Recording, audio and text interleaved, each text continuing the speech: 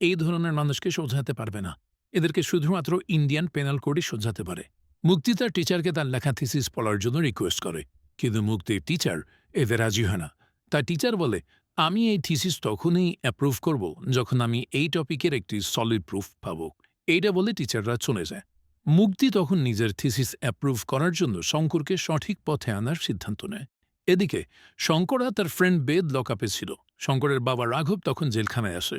শঙ্কর প্রায়ই এমন কাজ করে লকআপে যেত, আর রাঘব তাকে ছাড়িয়ে নিয়ে যেত, কারণ রাঘব একজন লয়ার ছিল।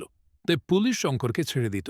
কিন্তু এইবার রাঘব শঙ্করকে জেল থেকে ছাড়িয়ে না নিয়ে উল্টো পুলিশকে আরও কয়েকটি ধারায় মামলা লাগাতে বলে।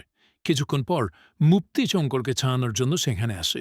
শঙ্কর মুক্তিকে পুলিশের সঙ্গে কথা বলতে দেখে, আর পুলিশ এরপর শঙ্করকে ছেড়ে দেয়। মুক্তি শঙ্করকে নিয়ে একটি চায়ের দোকানে যায়। সেখানে মুক্তি বলে, আমি তোমার ভালোর জন্য এখানে এসেছি। আমার প্রফেসররা তোমাকে ময়লা পুকুরের নাছি বলেছে, তাই আমি তোমাকে একজন নন ভায়োলেন্ট মানুষ বানাতে চাই। শঙ্কর তখন জিজ্ঞেস করে, এত বড় কাজ আপনি কিভাবে করবেন? মুক্তি বলে, আমি তোমার উপর একটি এক্সপেরিমেন্ট করতে চাই। যেই ছেলেকে তুমি মেরেছ তার কাছে তোমাকে পাবলিকলি ক্ষমা চাইতে হবে। আমি তোমাকে আগে একটি টাস্ক দেব। এইসব শুনে শঙ্কর বলে, এইসব তুমি বিয়ের আগে করবে নাকি পরে? মুক্তি